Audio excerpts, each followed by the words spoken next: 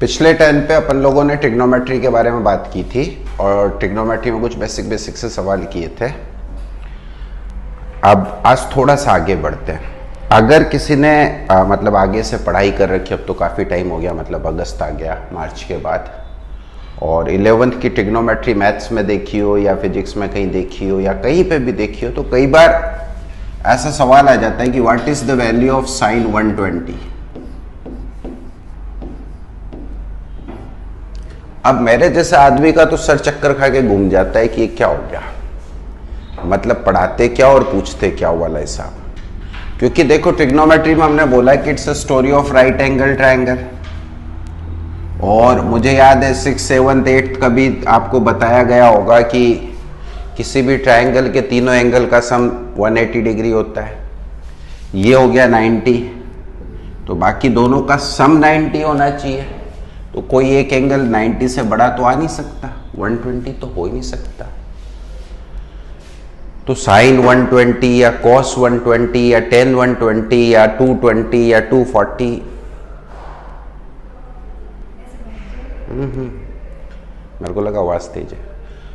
Physical significance क्या है, मतलब ये क्या बात हो गई कि भाई साइन 120 हद है। तो इसका जवाब देते पहले, तो जब जवाब मिलेगा तभी तो ये सब चीजें सॉल्व कर पाएंगे अपन लोग। तो दरअसल क्या है, हमारे फिजिक्स में और मैथ्स में भी इनफैक्ट जो एंगल हम मेजर करते हैं एक स्टैंडर्ड लाइन से मेजर करते हैं। लेट्स से एक्स एक्सिस से मान लेते हैं, एक्स एक्सिस, ठीक। और कल बताया भी था मैंने, जब एंटी क्लॉकवाइज मेजर करते हैं तो उसको पॉजिटिव लेते हैं, ये चीज ध्यान रखनी। और जब क्लॉकवाइज मेजर करते हैं तो उसको नेगेटिव लेते हैं, ये चीज ध्यान रखनी है ना, ध्यान रखनी है, ठीक। अब कोई भी लाइन जो ओरिजिन से जारी होगी और इस एक्स एक्सिस, हम जब एंगल लिखेंगे ना उस लाइन का, तो पॉजिटिव एक्स एक्सिस के साथ लिखेंगे, हमेशा पॉजिटिव एक्स एक्सिस के। जैसे मान लीजिए ये लाइन है, थीटा एंगल बना रही है साहब, बना लिया। एक लाइन वाई एक्सिस के पैरेलल खींच दी, एक लाइन एक्स एक्सिस के पैरेलल खींच दी, ठीक है। तो जितने भी ट्रायंगल इस जगह बनेंगे इसे हम फर्स्ट क्वाड्रेंट बोलते हैं। इसको फर्स्ट क्वाड्रेंट, इसको सेकंड क्वाड्रेंट, इसको थर्ड क्वाड्रेंट और इसको फोर्थ क्वाड्रेंट। जितने भी ट्रायंगल फर्स्ट क्वाड्रेंट में बनेंगे उनके एंगल की वैल्यू 0 से, उनके थीटा की वैल्यू 0 से 90 के बीच में होगी। अच्छा, अब नॉर्मल अगर अपन बात करें तो ये हिपोपोटामस, ये परपेंडिकुलर, ये base. Right side is positive on x axis, left side is negative on x axis. Upward is positive on y-axis, downward is negative on y-axis. So I can say perpendicular is positive, base is positive, hippopotamus is always positive. ठीक है ना। तो तीनों values, base, perpendicular, hippopotamus, तीनों values positive है। Positive upon positive, कोई सा भी ट्रिग्नोमेट्रिक फंक्शन लो, सबके सब पॉजिटिव आएंगे। तो ये कहा जाता है कि फर्स्ट क्वाड्रेंट में सारे ट्रिग्नोमेट्रिक फंक्शंस पॉजिटिव होते हैं, ऑल पॉजिटिव, ठीक। अच्छा, अब हम फिजिकल सिग्निफिकेंस भी समझेंगे और आगे की बात भी करेंगे। अब मान लीजिए सपोज यही एक्स और यही वाई है, एंगल हमेशा हमको एक्स एक्सिस से लेना है। अब ये एंगल थीटा बन रहा है और ये हमारी साइड है, साइड को हमेशा हिपोपोटामस बोलेंगे। एक्स के पैरेलल, वाई के पैरेलल लाइन खींच दी, ट्रायंगल बना दिया, ये बेस, ये perpendicular, hippopotamus is always positive, ठीक है। अब आप जरा देखिए क्या हो रहा है, परपेंडिकुलर प्लस वाई एक्सिस में है, मतलब पॉजिटिव है, but base is left side है, बोले तो नेगेटिव है, ठीक। अब याद करो जरा, साइन थीटा अपन क्या बोलते थे, पी बाय एच, पी भी पॉजिटिव, एच भी पॉजिटिव। तो इसका मतलब सेकेंड क्वाड्रेंट में साइन पॉजिटिव होगा, बाकी सब नेगेटिव आएंगे। आप देख लो, कॉस थीटा होता है base upon hippopotamus, negative upon positive, negative. Tan theta होता है परपेंडिकुलर अपॉन बेस, तो पॉजिटिव अपॉन नेगेटिव, नेगेटिव, ठीक। तो बेसिकली जो हम ट्रिग्नोमेट्रिक फंक्शन में बोलते हैं ना, साइन 120, साइन 150 या कॉस 120 या कॉस 220 या टेन 220 या टेन 240, तो उससे बेसिकली हमारा जो मीनिंग होता है वो ये होता है कि बनेगा तो वही राइट एंगल ट्राइंगल, और उस ट्राइंगल में जो इनर एंगल होगा वो एक्यूट ही होगा, पक्की बात है, ठीक है ना। But the angle which we are talking about is actually angle made from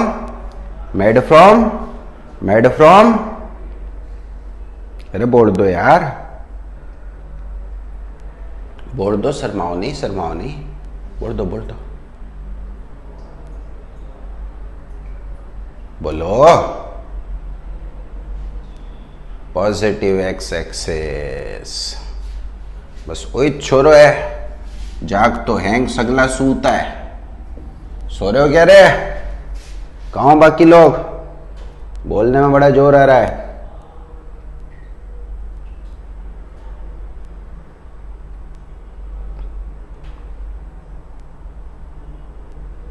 कहाँ गए वो 95% वाले?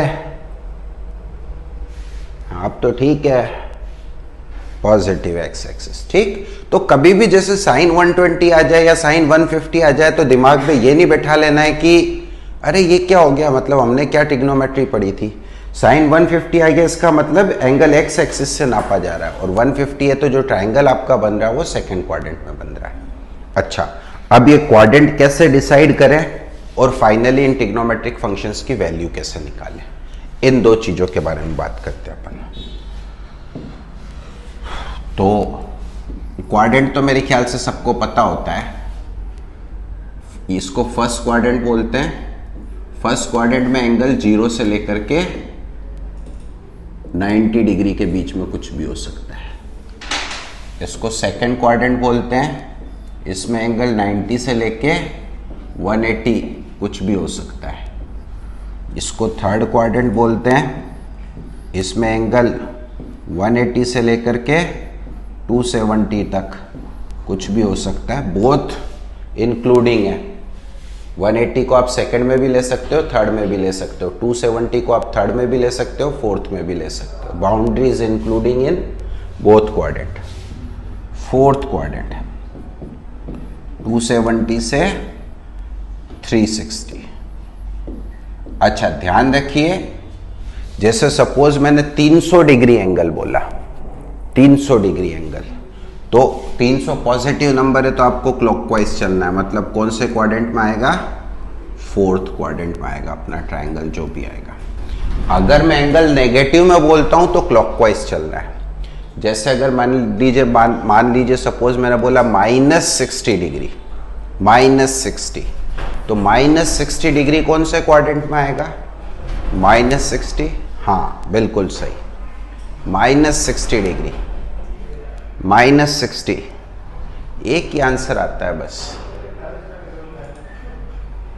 हाँ नकुल बिल्कुल सही, फोर्थ क्वाड्रेंट में आएगा, फोर्थ क्वाड्रेंट में आएगा। ऐसे ही बोलूं -100 कौन से क्वाड्रेंट में आएगा? -100, हाँ। तो अगर नेगेटिव में दे रखा है तो ऐसे चलना है, पॉजिटिव में दे रखा है तो एंटी क्लॉकवाइज चलना है। क्लॉकवाइज एंटी क्लॉकवाइज तो पता है ना। चलिए, तो ये तो बात हो गई अपने एंगल की। अब वैल्यू कैसे निकालें? वैल्यू निकालने के लिए हमने कहा कि भाई फर्स्ट क्वाड्रेंट में ऑल पॉजिटिव, ऑल पॉजिटिव, जो पॉजिटिव है वही लिखूंगा, ठीक। सेकंड क्वाड्रेंट में साइन पॉजिटिव, थर्ड क्वाड्रेंट में टेन पॉजिटिव, फोर्थ क्वाड्रेंट में कॉस पॉजिटिव। इसको ASTC रूल बोलते हैं। याद करने के लिए लोग बाग कहते हैं कुछ राइम्स टाइप बना रखिए, किसी को कोई बताएगा क्या क्या है?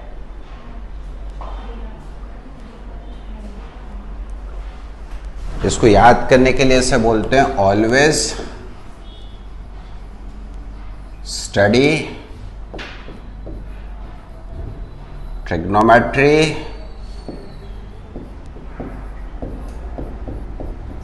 केयरफुली।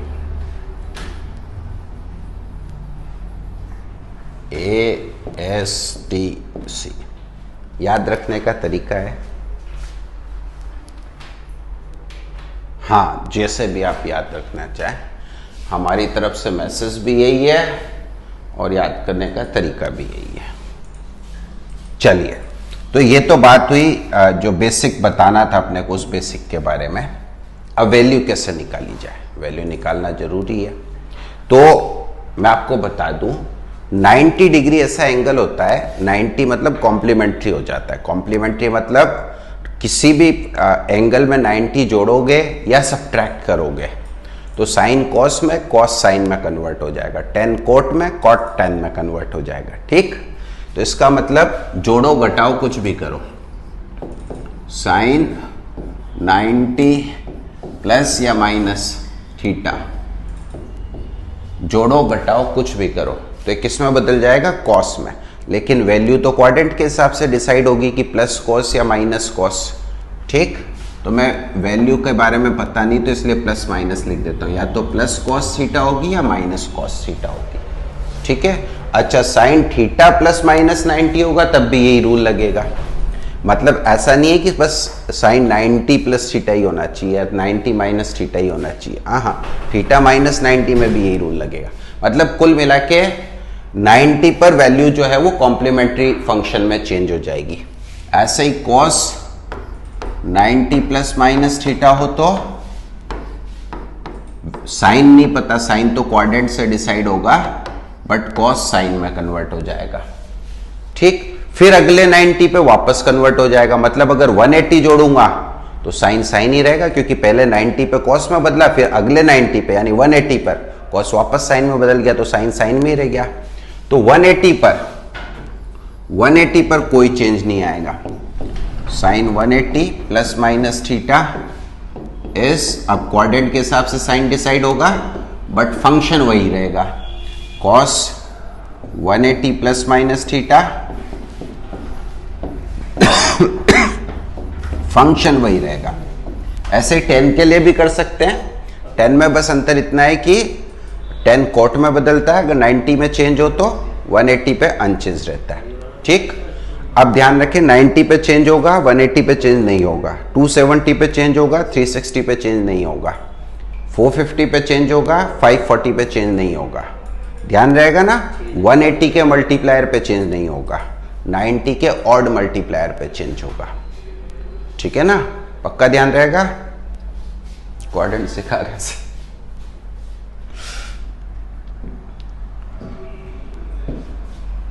अब जैसे एक एग्जाम्पल से शुरू करते हैं। सपोज अपने को साइन 120 की वैल्यू निकालनी है। अब हमारे मैथ्स के गुरुजी सामने ही बैठे हुए हैं, तो मेरे को समझ में नहीं आ रहा है कि क्या करूं। पीछे वाली साइड पे जाएगा, पीछे वाली साइड पे जाएगा।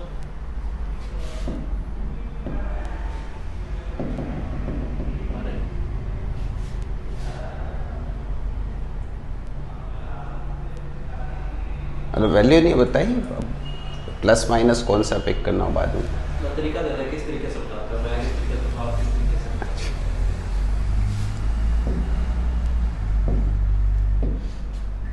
जैसे सपोज साइन 120 की वैल्यू निकालनी है, साइन 120 की, तो अब 90 से बड़ा है तो अपन क्या करेंगे, इसके दो टुकड़े करेंगे। एक टुकड़ा जो 90 की टेबल में आए, 90 हो सकता है, 180 हो सकता है, 270 हो सकता है, 360। दूसरा जो टुकड़ा होगा वो 90 से छोटा होना चाहिए, क्यूट होना चाहिए कंपल्सरीली। ठीक है ना, तो 120 को मैं दो तरीके से लिख सकता हूँ, 90 प्लस 30, 180 माइनस 60। जोड़ो घटाओ कुछ भी करो अलाउ है, मल्टीप्लीकेशन अलाउ नहीं है। तो इसको मैंने लिख दिया साइन 90 प्लस 30, ये तरीका भी सही है। और इसको मैंने लिख दिया साइन 180 माइनस 60, ये तरीका भी सही है। जो तरीका आपको फॉलो करना हो दोनों ही तरीके सही है। ठीक है, अब जब 90 ऐड करते हैं तो साइन कॉस में कन्वर्ट हो जाता है, तो इसका मतलब इसकी जो वैल्यू आएगी वो आएगी कॉस 30, साइन पता नहीं, प्लस भी हो सकता है माइनस भी हो सकता है।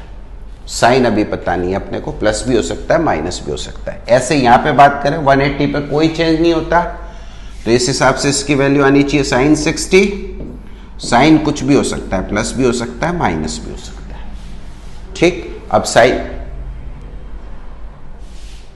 हाँ 60 प्लस 60 से भी निकाल सकते हैं नकुल, पर 120 is not the only angle ना। मैं 200 से भी ज्यादा दे दूं तो फिर तो जैसे मान लो 240 दे दिया तो अब 4 बार थोड़ी करोगे, पहले 120 निकालोगे फिर 240 निकालोगे।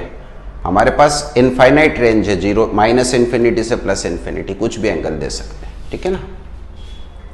वो 60 प्लस 60 भी चलेगा बिल्कुल। तो अब अपन चेक करेंगे कि भैया आंसर क्या लिखना है। तो अपने को पता है ASTC। सबसे पहले क्वेश्चन को देखो, क्वेश्चन में एंगल कितना है और फंक्शन कौन सा है। क्वेश्चन को देखना है, आंसर को नहीं देखना, आंसर तो चेंज होते रहते हैं।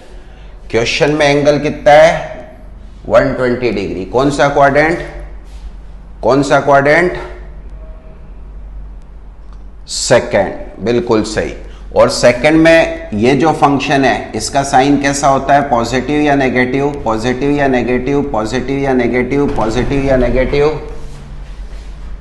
कौन नेगेटिव बोल रही है? अरे सेकंड क्वाड्रेंट में अभी तो बता के निपटे हैं, पॉजिटिव होता है बेटा। हाँ पॉजिटिव होता है। आपको क्वेश्चन देखना है, जो आंसर निकाला उसमें नहीं चेक करना, उसमें तो साइन ढूंढना अपने को कौन सा है। इसका मतलब जो भी मेरा फाइनल आंसर आएगा, जो भी आएगा, चाहे वो साइन 60 आए चाहे cos 30 आए, जो भी मेरा फाइनल आंसर आएगा उसका साइन पॉजिटिव होगा। और ये साइन कहां से चेक करना है, जो क्वेश्चन दिया है उससे चेक करना है, ये जो निकाला उससे नहीं चेक करना है। ये तो वैल्यू है, इसका साइन प्लस होगा या माइनस होगा वो चेक करना है यहां से। कैसे चेक करें, पहले देखो क्वाड्रेंट कौन सा है, उस क्वाड्रेंट में फंक्शन का साइन कौन सा होता है। तो भाई मैंने देखा क्वाड्रेंट सेकंड है और सेकंड क्वाड्रेंट में फंक्शन का साइन, फंक्शन का साइन पॉजिटिव होता है। तो पॉजिटिव है सही, नेगेटिव है गलत, पॉजिटिव है सही, नेगेटिव है गलत। तो cos 30 कितना होता है भाई, इस रास्ते से निकाला तो भी √3/2 आया, इस रास्ते से निकाला तो भी √3/2 ही आया, पॉजिटिव √3/2 आया। ठीक, तरीका समझ में आया आपको पक्के से? बोलो जल्दी, आया कि नहीं आया? हाँ अच्छा, बाय चांस कभी कभी बच्चा कंफ्यूज हो जाता है कि सर 180 को कौन से क्वाड्रेंट में लूं। 180 को साइन 180 की वैल्यू पूछ ली सपोज, घबराओ मत। 180 को आप सेकंड में लेके सॉल्व करोगे तब भी खुदा कसम सही आएगा, थर्ड में लेके सॉल्व करोगे तब भी सही आएगा। जो बाउंड्री वाले हैं उनको कहीं पे ही लो, कहीं पे मतलब सेकंड थर्ड को छोड़ के फर्स्ट में मत ले लेना, ठीक है ना। 180 को आप सेकंड में इंक्लूड करोगे तो भी, इस लाइन को आप सेकंड में इंक्लूड करोगे तो भी करेक्ट है, थर्ड में इंक्लूड करोगे तो भी करेक्ट है। इस लाइन को आप थर्ड में इंक्लूड करोगे तो भी करेक्ट है, फोर्थ में इंक्लूड करोगे तो भी करेक्ट है। ठीक, जो पीसेस होंगे वो 90 के मल्टीप्लायर होंगे और ये 0 से लेके 90 कुछ भी हो सकता है, 0 भी हो सकता है, 90 भी हो सकता है, कुछ भी हो सकता है।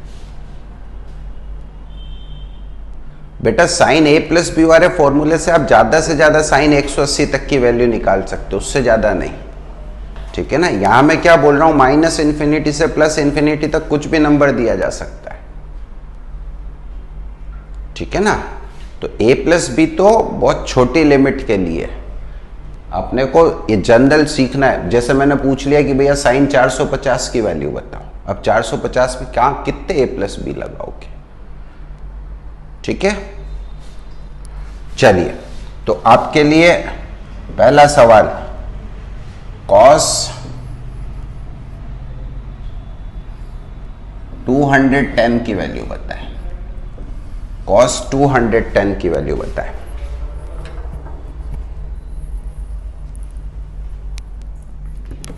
साइन की गड़बड़ नहीं होनी चाहिए, वैल्यू की गड़बड़ नहीं होनी चाहिए, वरना गोली मार दी जाएगी।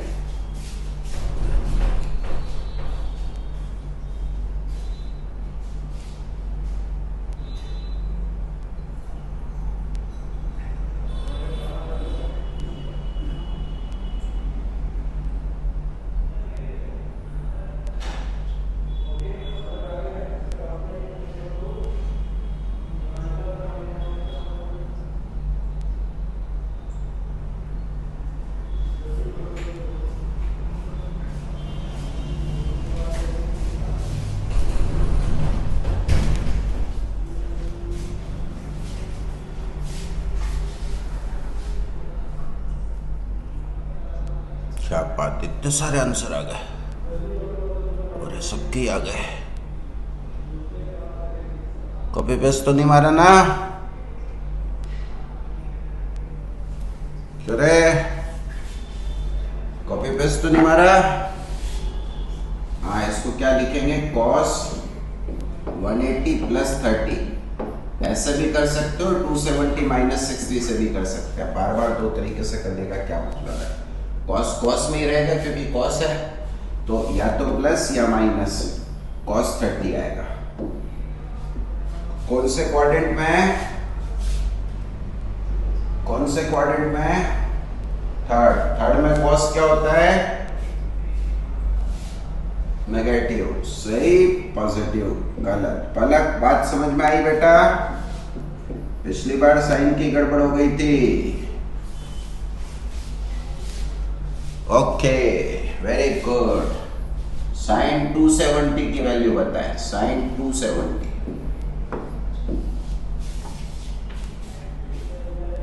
साइन 270, ये बहुत आसान है। जीरो कौन बोल रहा है? नालायक नकुल।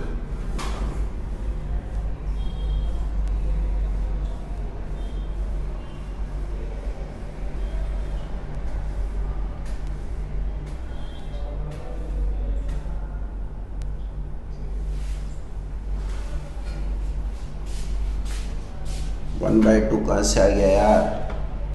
हंसिका दोबारा सॉल्व करो, नकुल दोबारा सॉल्व करो। नकुल ने सॉल्व कर दिया, हंसिका ने सॉल्व कर दिया, ठीक है। हाँ, sine 120 can be written as sine 270 plus 0। हाँ, 0 चलेगा, बिल्कुल चलेगा। अब 270 है तो साइन कॉस में बदलेगा नहीं बदलेगा? बदलेगा कि नहीं बदलेगा? बदलेगा। तो cos 0, साइन राम जाने। अब 270 को कौन से क्वाड्रेंट में लूं? थर्ड में कि फोर्थ में?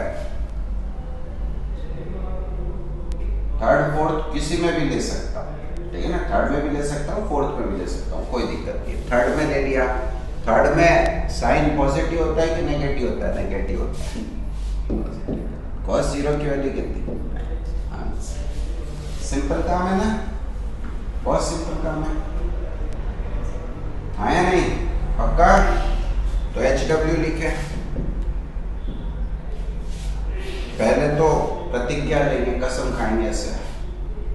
ईश्वर को साक्षी मानकर मैं ये प्रतिज्ञा लेता हूं, अपने नियरेस्ट और डियरेस्ट की कसम खाते हुए, कि ऐसे कम से कम 20 क्वेश्चंस खुद से बनाकर सॉल्व करूंगा। ये मैं एक प्रतिज्ञा नहीं ले रहा हूं, आप ले रहे हो। और सॉल्व करने के बाद उन 20 क्वेश्चंस का सॉल्यूशन गुरुजी के मोबाइल नंबर लिखवा दिए थे क्या? 8829027779 पर व्हाट्सएप करूंगा। कसम ले ली? जिसने ले ली वो लिखो यस। कसम ले ली, कसम खाए बिना काम नहीं होता है। हाँ, 20 क्वेश्चन कुछ भी बना दो, साइन 450। और बाय चांस अगर आपने गलती से ऐसे वैल्यू ले ली जो टेबल में आती नहीं है, जैसे मान लो साइन 50 बचा बाद में, तो आप फाइनल आंसर लिख दो। प्लस साइन 50 है तो प्लस साइन 50, माइनस साइन 50 है तो माइनस साइन 50। उसकी वैल्यू निकालने की जरूरत नहीं, कोई सा भी अंतर। क्लियर है? चल, तो ट्रिग्नोमेट्री में दो फॉर्मूले और आते हैं, एक कोसाइन रूल होता है और एक साइन रूल होता है। तो अभी नहीं पढ़ाएंगे, जब जरूरत होगी तभी पढ़ाएंगे, ठीक है? अभी नहीं पढ़ाएंगे। जैसे कई बच्चों को पता होता है, कईयों को नहीं पता होता है। Sine rule is basically applicable for any kind of triangle. It is not bounded with right angle triangle only, or trigonometry is bounded to right angle triangles only. While the sine rule and cosine rule both are applicable to any triangle, 60 degree हो, 30 degree हो, कैसा भी triangle हो सबके लिए। इसलिए अपने आप में थोड़ा सा इम्पोर्टेंट हो जाता है, पर बाद में बताएं। और किसी को बहुत ज़्यादा क्यूरोसिटी हो नहीं सर अभी बताओ, ऐसा है क्या कोई? है क्या कि सर अभी बताओ? कोई नहीं है?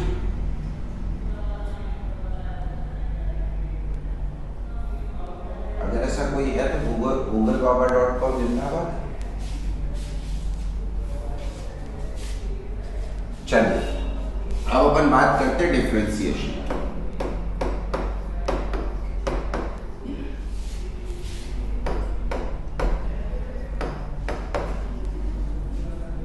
हिंदी में बोलते हैं अवकलन। इसके बिना हमारी फिजिक्स अधूरी है। और आपकी जानकारी के लिए बता दूं कि it was invented by Newton. हाँ, अभी आप लोगों के लिए रोल मॉडल होगा न्यूटन, बट विश्वास रखिए कुछ महीने पढ़ने के बाद दुनिया में अगर आपको कोई सबसे बड़ा अपना दुश्मन दिखाई देगा तो न्यूटन ही दिखाई देगा। पूरी मैकेनिक्स परेशान कर रखा है न्यूटन दादा ने। कुछ लोगों को तो आइडिया भी हो गया होगा, जैसे अपना अभिमन्यु है। क्यों अभिमन्यु? न्यूटन दादा महान है कि कैसे हैं?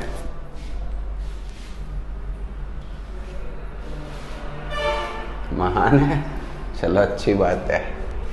वैसे भी बहुत मेहनत लगती है इन चीज़ों को ढूंढने में, समझने में, और मतलब सबसे पहली बार निकालने में। तो न्यूटन दादा ने तो कभी आपको आके कहा नहीं कि मेरी बनाई हुई चीज़ें पढ़ो, तो हम अपनी इच्छा से पढ़ रहे हैं, तो फिर किसी को गाली देना अच्छी बात नहीं है। क्या डिफरेंशिएशन होता है, क्या अपन इसकी बात करते हैं। तो सबसे पहले मैथ्स में हम लोगों ने देखा है कि मैथ्स में कई सारे वेरिएबल्स के रिलेशन की इक्वेशंस होती हैं। अभी y और x का एग्जांपल ले लेते हैं। तो हम देखते हैं कि कई बार कोई चीज़, कोई एक वेरिएबल होता है जो दूसरे वेरिएबल के हिसाब से कुछ ना कुछ इक्वेशन से या किसी चीज़ से चेंज हो रहा होता है, ठीक है ना। इसे मैथ्स में या फिजिक्स में हम लोग बोलते हैं फंक्शन। जरूरी नहीं है ये एक इक्वेशन हो। फंक्शन ट्रिग्नोमेट्रिक फंक्शंस भी हो सकते हैं, लोग्रामेटिक फंक्शंस भी हो सकते हैं, और भी कई तरह के। मतलब कुल मिला के एक साइड पर कोई और वेरिएबल, दूसरी साइड पर कोई और वेरिएबल, या हो सकता है दोनों सेम साइड पे भी हो। Relation between two variables, an equation which represent relation between two variables is known as function. तो फंक्शन में इसलिए बता रहा हूं क्योंकि जो डिफरेंशिएशन होता है वो केवल और केवल फंक्शंस का ही होता है। उसके पीछे भी रीजन आपको समझा देंगे, बता देंगे, सारी बात कर देंगे, ठीक है ना। तो सबसे पहले समझना की कोशिश करते हैं कि भाई होता क्या है डिफरेंशिएशन। तो मान लीजिए ये कोई फंक्शन है। अब अगर x की वैल्यू में चेंज किया जाएगा तो y की वैल्यू में भी चेंज होगा ही होगा। तो जब दो वेरिएबल एक दूसरे पे डिपेंडेंट है तो एक बदलेगा तो दूसरा भी बदलेगा। तो डिफरेंशिएशन जो डिफाइंड होता है वो होता है, इसका सिंबल होता है dy/dx। वेरी स्मॉल, हाँ जी, very small, beyond your imagination, इतना small, very small change in y upon very small change in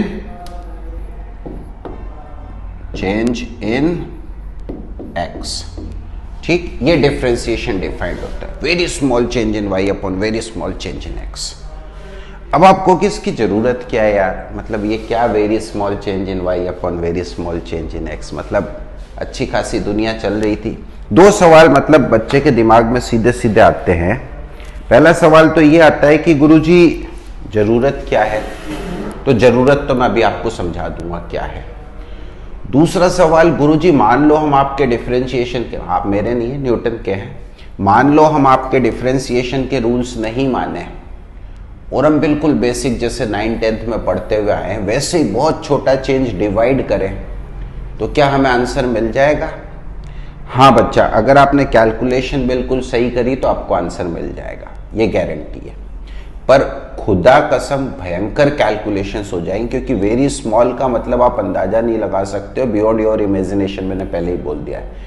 इतने छोटे छोटे नंबर्स को डिवाइड करना, पहले तो सब्ट्रैक्ट करना फिर डिवाइड करना, बहुत कॉम्प्लिकेटेड हो जाता है। इसीलिए न्यूटन दादा ने कैलकुलस बनाई है, वरना क्यों बनाते हैं। ठीक, अब जरूरत क्या है इसकी, उस बारे में अपन बात कर लेते हैं कि भाई जरूरत क्या है, क्या इंपॉर्टेंस है। भाई फालतू ही कोई मेहनत थोड़ी करेंगे। तो जब आप चलते हो तो दो वेरिएबल होते हैं, एक तो आपकी डिस्टेंस जो आपने कवर करी और एक टाइम। तो मैं कह सकता हूं कि आपकी जो डिस्टेंस है वो किसी न किसी इक्वेशन से टाइम पे डिपेंडेंट होगी। इसको मैथ्स वाले कोड लैंग्वेज में ऐसे लिखते हैं, distance is a function of time. तो ये लिखे हुए से मत घबराएं आप, इसका सीधा सीधा सा मतलब ये है कि आपकी डिस्टेंस जो है वो टाइम के ऊपर डिपेंड कर रही है। अब मान लो जैसे किसी बच्चे का एग्जाम्पल लेके कहते हैं, अब बच्चे तो है नहीं क्लास में, क्या करें, मैडम बैठी हुई है तो मैडम को ही भगाते हैं। मैडम को कहते हैं कि मैडम शास्त्री सर्कल तक भाग के जाओ, तो चलो करण आ गया, करण को भगा देते हैं। तो करण को कहते हैं अपन कि शास्त्री सर्कल तक भाग के जाओ, तो करण जाता है, भाई अब सर ने कहा है तो जाएगा। शास्त्री सर्कल यहाँ से मुश्किल से मान लो 200 मीटर दूर है। करण गया, थोड़ा आलसी आदमी है, लगा दिए इसने लगभग 100 सेकंड लगा दिए इसने ठेठ शास्त्री सर्कल पहुंचने में। तो डिस्टेंस आपकी 200 metre, time taken 100 metre, distance upon time क्या होता है बच्चा, ये डिस्टेंस अपॉन टाइम क्या होता है,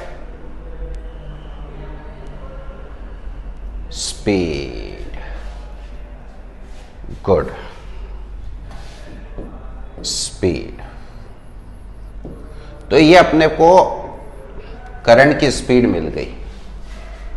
पर जरा गौर से सोचो, क्या पूरे रास्ते करंट 2 मीटर पर सेकंड से ही भागा होगा? जैसे ही मैंने कहा करंट भाग, तुरंत 2 मीटर पर सेकंड, और शास्त्री सर्कल पहुंचते एकदम 0। ऐसा तो नहीं हुआ होगा ना। कहीं पे टर्न आए होंगे, वहां पे स्लो हुआ होगा, कहीं गाड़ी सामने आ गई होगी तो स्लो होगा, सड़क खाली होगी तो तेज होगा। तो मीनवाइल जाहिर सी बात है कि कहीं पर 2 से कम होगी, कहीं पे 2 से ज्यादा होगी, कहीं पे 2 भी होगी। होगी कि नहीं होगी? क्या क्या? तो फिर ये क्या है?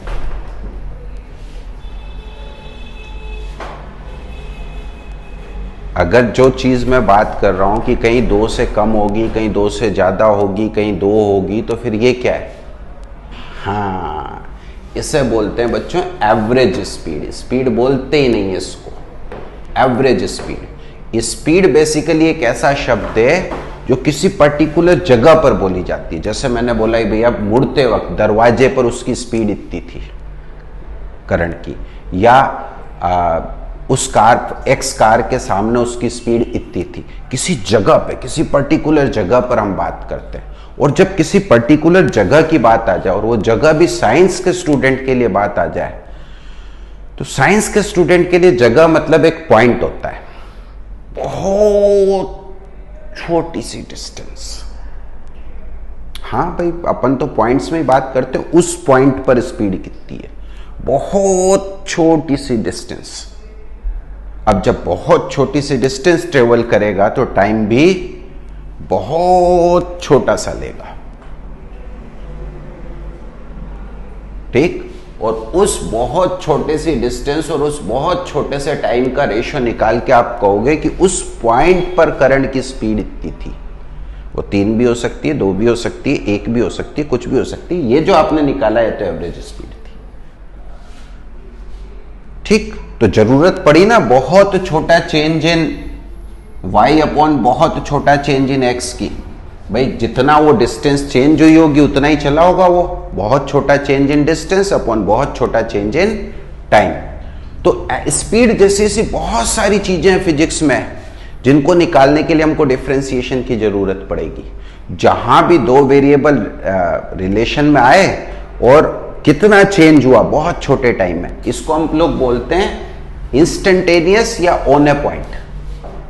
एक पॉइंट पर या किसी इंस्टेंट पर। जब इंस्टेंट बोलते हैं तो that means time duration is very very small, very small.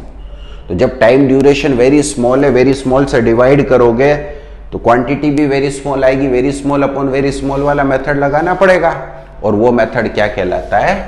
Differentiation. ठीक है, ये बात समझ में आई या नहीं आई ये बताओ बस। फिजिकल सिग्निफिकेंस समझाना है मुझे डिफरेंशिएशन का। आ गई? तो इसका मतलब ये हुआ कि जब भी हमसे फिजिक्स में कोई ऐसी चीज पूछी जाए ना, उस पॉइंट पे बताओ या उस इंस्टेंट पे बताओ, उस इंस्टेंट पे, तो तुरंत क्लिक करना चाहिए कि ये चीज तो ऐसे किसी फॉर्मूले से नहीं आएगी जो 10 तक पढ़े हुए हैं, ये तो डिफरेंशिएशन से ही आएगी। क्लियर है बात? हाँ, तो अब क्या है, अब थोड़ी सी मैथ्स वालों की तारीफ कर देते हैं। हाँ, खाना हजम नहीं होता मेरा मैथ्स वालों की तारीफ किए बिना। अब क्या है कि चीजें जो है बहुत सिंपल होती हैं, बड़ी सिंपल होती हैं, और बच्चा भी बेचारा 10th से निकल के 11th में आता है। मतलब मैं तो ये कहता हूँ कि अंडे से बाहर निकले। जब आप 11th में आते हैं तो आप अंडे से बाहर निकले होते हैं, चूजे होते हैं, ठीक है ना। तो अब उसे बड़ी कॉम्प्लेक्स तरीके से चीज़ों को बताओ तो उसको लगता है कि हाय राम, मैं कौन सा प्लानेट पे आ गया, मतलब am I around with the people which are living on same planet और दे आर एलियंस। तो ऐसी फीलिंग आने लग जाती है, और मैथ्स वाले उसमें आग में घी का काम करते हैं। मतलब हर चीज़ शॉर्ट में, हर चीज़ कोड में, हर चीज़ कोड में। बच्चा देखता है, डर जाता है, ये क्या हो रहा है, ये क्या हो रहा है, ये क्या हो रहा है, ये क्या हो रहा है। जैसे फंक्शन का ही बोला ना, अब s बराबर ft लिख दिया।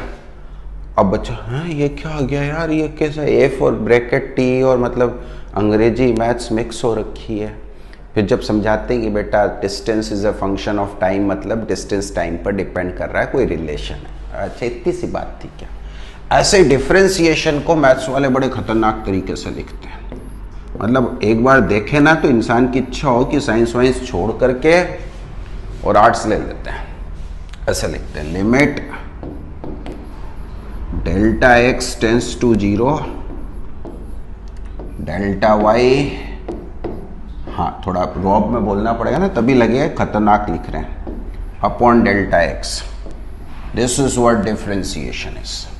अब सोचो बेचारा 10th क्लास पास किया हो बच्चा जब आके इसको देखेगा तो उसकी क्या हालत होगी। पर खुदा कसम, टेंशन नहीं लेने का, खुदा कसम, ये मैथ्स वालों की लिखी हुई बात और ये अपनी लिखी हुई बात दोनों दोनों दोनों बोलो सेम है। हाँ, एक किच बात है, ये कोड लैंग्वेज में लिखा हुआ है।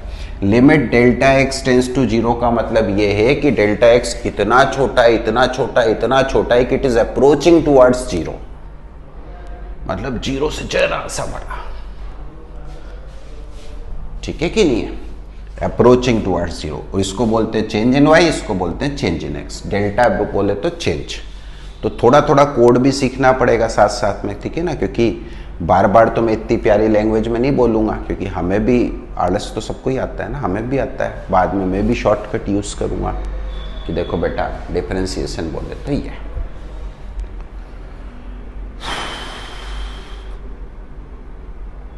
ठीक है? अच्छा, डिफरेंशिएशन के लिए सिंबल्स क्या क्या यूज़ करते हैं वो बता देते हैं। सबसे पॉपुलर सिंबल तो यही है भाई, dy बाई डी एक्स। कुछ आलसी लोग होते हैं तो वो y डैश भी यूज कर लेते हैं। ठीक, न्यूटन दादा ने y डॉट यूज किया था, ऊपर डॉट लगाया था। ठीक है ना, ये 3 पॉपुलर है। y की जगह fx भी लिख देते हैं। ठीक है ना, ये 3 पॉपुलर सिंबल है डिफरेंशिएशन के। यूजुअली हम इसी को यूज करेंगे क्योंकि इसमें मालूम चल जाता है कि किसके रेस्पेक्ट में कौन से 2 वेरिएबल्स हैं एक्चुअली। बाकियों में नहीं मालूम चलता दूसरा वेरिएबल कौन सा है, बट ये सिंबल्स पॉपुलरली यूज होते हैं। ठीक है, छाप लो, ये सिंबल्स यूज होते हैं।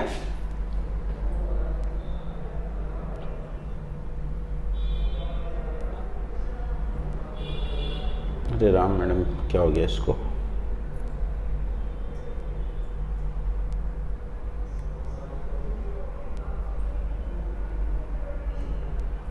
या अनलॉक नहीं होगा क्या मेरे कहने से? क्या हुआ सर? लॉक हो गया स्क्रीन। एक second. Press home to open.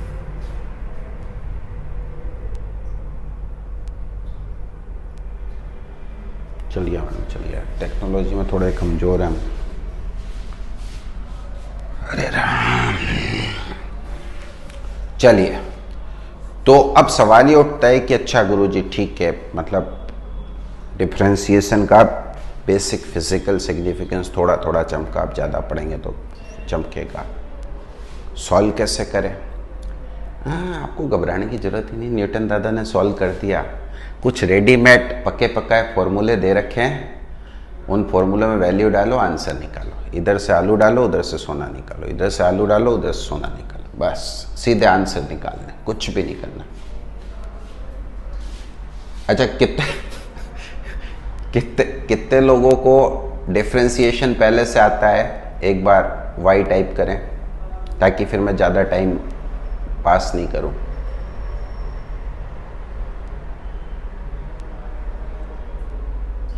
सभी को आता है? कोई ऐसा है जिसको बिल्कुल नहीं आता? आज पहली बार नाम सुना है डिफरेंशिएशन का? एंड टाइप करे या कुछ भी टाइप करे, फिर मैं फास्ट चलना शुरू कर दूंगा। मतलब एक्चुअली अभिषेक बोरा, खुश भाटी, गलत बात है बेटा, है तो अगस्त आ गया, आ क्या गया, आ गया, अभी डिफरेंशिएशन का नाम नहीं सुना। चलिए कोई बात नहीं, तो इन दो लोगों की वजह से अपने को सबको थोड़ा सा टाइम पास करना पड़ेगा। अच्छा, कौन दो थे? एक सेकेंड, इनके पास अपना पाठशाला का वीमियो का लिंक है क्या? वीडियो का आज देंगे सर। आज देंगे, ओके। सारे बच्चों के पास नहीं गए, कुछ के पास गए। अच्छा सुनो, अभिषेक और खुश, एक चीज़ सुनो, मेरे डिफरेंशिएशन के लेक्चर्स जो हैं यूट्यूब पे डाल रखे हैं, वीमियो पे भी डाल रखे हैं। मैडम आज लेक्चर देगी फोर्थ डायमेंशन के नाम से, सर्च मारना।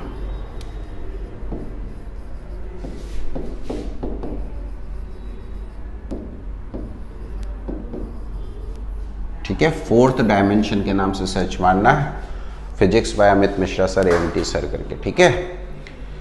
उस पर आपको डिफरेंशिएशन के लेक्चर्स मिलेंगे। आप पहले से प्रिपेयर होकर आए। आप दो ही बच्चे हैं, ठीक है ना, जिनको मतलब डिफरेंशिएशन कम आता है, बाकियों को आता है, तो अपना टाइम कम खराब होगा, ठीक है ना, जल्दी जल्दी काम हो जाएगा। तो उसमें देख लेना, और कोई भी डाउट हो नंबर मैंने दे ही रखे हैं, आप डाउट पूछ लेना, ठीक। आज वीमियो का भी लिंक मिल जाएगा आपको, और ये तो है ही सही, ये तो ओपन है, आप कोई भी कभी भी देख सकता है। बस मैथमेटिकल टूल्स ही डाला, उसके आगे टाइम नहीं मिला।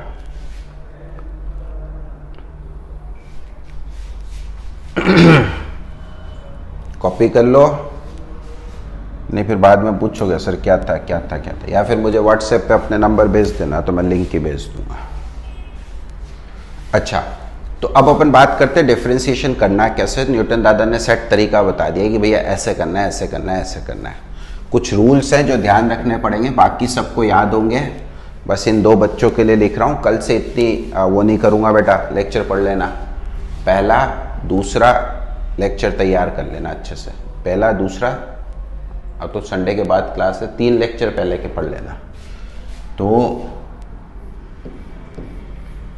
सबसे पहला, डिफरेंशिएशन हमेशा किसी फंक्शन का होगा।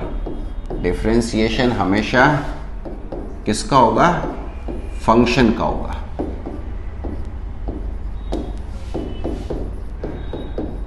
किसी वैल्यू का नहीं होगा, ठीक है ना। जैसे 100 मीटर पे जाके अगर करंट रुक गया तो अब डिफरेंशिएट नहीं करना, जो इक्वेशन बनी है, जो फंक्शन बना, उसका डिफरेंशिएशन करना है।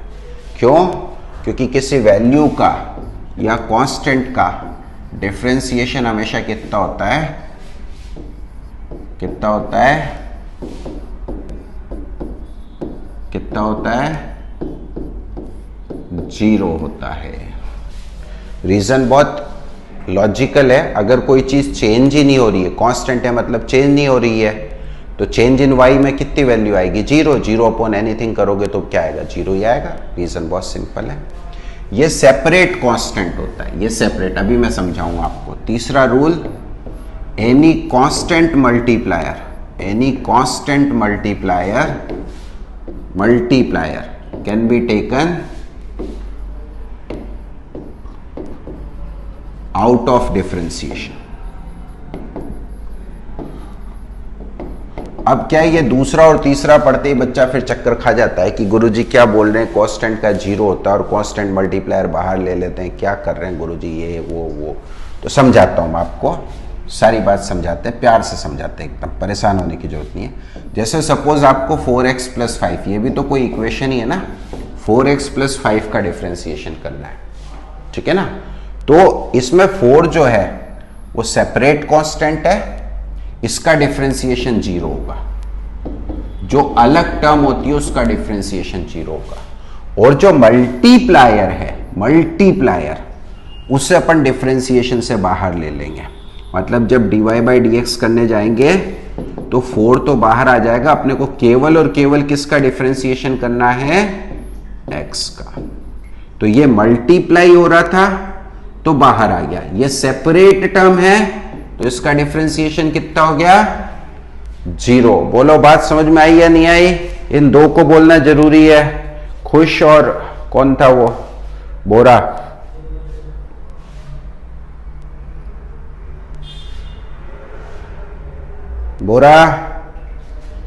पक्का ना, यस यस करने से काम नहीं चलेगा, बाद में फिर गड़बड़ हो जाए तो। अलग सेपरेट कांस्टेंट टर्म का डिफरेंशिएशन 0 होगा, मल्टीप्लायर बाहर आ जाएगा। चलो, यही बेसिक रूल है। एक रूल और है, अलग अलग टर्म का डिफरेंशिएशन अलग अलग किया जाता है। जैसे मान लीजिए आपके फंक्शन में 4 अलग अलग टर्म आ रही है, तो चारों का सेपरेट डिफरेंशिएशन करना है। डिस्ट्रीब्यूशन लॉ को फॉलो करता है। आपने डिस्ट्रीब्यूशन लॉ पढ़ रखा होगा कि भाई डिस्ट्रीब्यूशन लॉ को फॉलो करता है। पहले एक का डिफरेंशिएशन, फिर दूसरी टर्म का, फिर तीसरी टर्म का, फिर चौथी टर्म का। अलग अलग टर्म का डिफरेंशिएशन आप अलग अलग कर सकते हैं।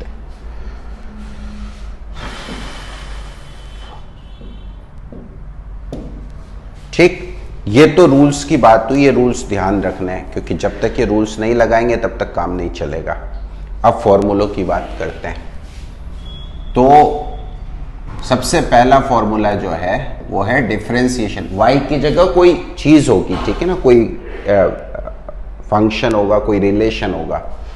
तो डिफरेंशिएशन ऑफ dy/dx बोलते थे ना, y की जगह कुछ चीज होगी, x की पावर n।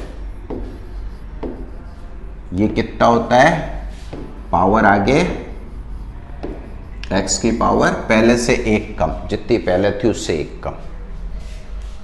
तो n is a constant, n कोई भी कांस्टेंट हो सकता है, ठीक। फ्रैक्शनल वैल्यू भी हो सकती है, 3/2 भी हो सकती है, 5/2 भी हो सकती है, इंटीजर वैल्यू भी हो सकती है, नेगेटिव वैल्यू भी हो सकती है, कुछ भी हो सकता है। n की वैल्यू कुछ भी हो सकती है, from -∞ to +∞, all real numbers. तो जैसे फॉर एग्जाम्पल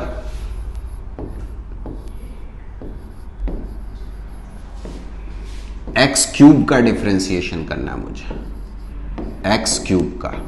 तो n की जगह कितना है, n की जगह कितना है, 3 है।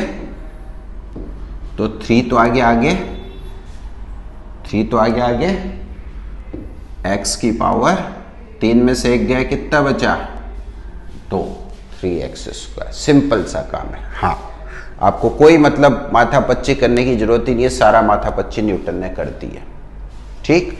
ऐसे ही सपोज अगर आपको 4x³ का डिफरेंशिएशन करना होता, सपोज करिए, तो क्या करते हैं, 4 इज अ कांस्टेंट मल्टीप्लायर, बाहर आ जाएगा। x³ का डिफरेंशिएशन करना है, और x³ का डिफरेंशिएशन करना अभी अपन ने सीखा, कितना हो जाएगा, 4 तो बाहर का बाहर ही रह गया, इनटू पावर आगे आ गई, और x की पावर 3 - 1 बोले तो 2, तो ये हो गया 12x²। खुश और बोरा, बात समझ में आ रही है कि नहीं आ रही है, ऊपर से जा रही है, सिर्फ और सिर्फ तुम्हारे चक्कर में चल रहा हूं मैं, सोच लो, आप देख लो, धनाधन जवाब आ रहे हैं। हाँ बेटा, मतलब अगर साथ साथ चलना है तो प्रैक्टिस करनी पड़ेगी, और आप देख लो ऊपर के जो आंसर्स हैं उनसे आपको आइडिया लग जाएगा कि अगर आपने लेक्चर्स नहीं देखे तो अगले लेक्चर में आपकी वॉट लगने वाली है। आज तो मैं चलो ठीक है टाइम पास कर ले रहा हूं, बट अगले लेक्चर में फिर वॉट लग जाएगी, है ना। 3 लेक्चर देख लेना, फर्स्ट, सेकंड, थर्ड।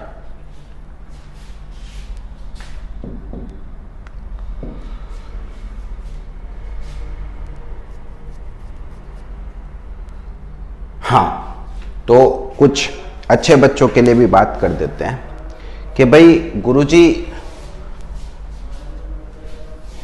पहले तो बताओ एक्स स्क्वायर का डिफरेंशिएशन कितना होगा।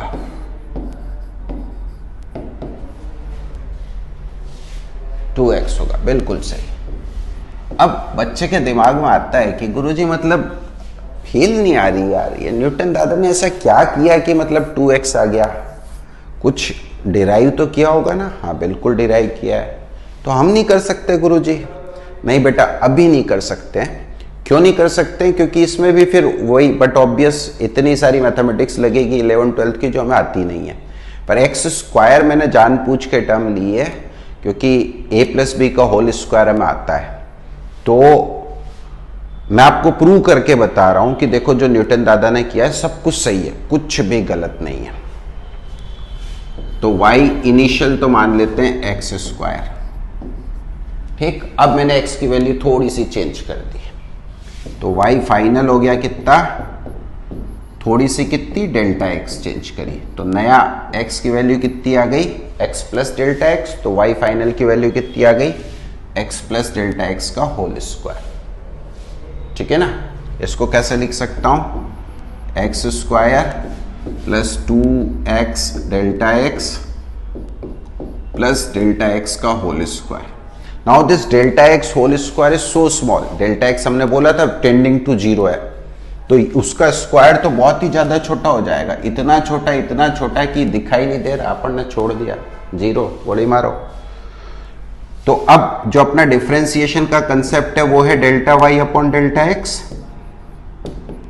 डेल्टा y बोले तो फाइनल में से इनिशियल को सब्ट्रैक्ट कर दें, फाइनल कितना है, x square plus 2x delta x minus initial कितना है, एक्स स्क्वायर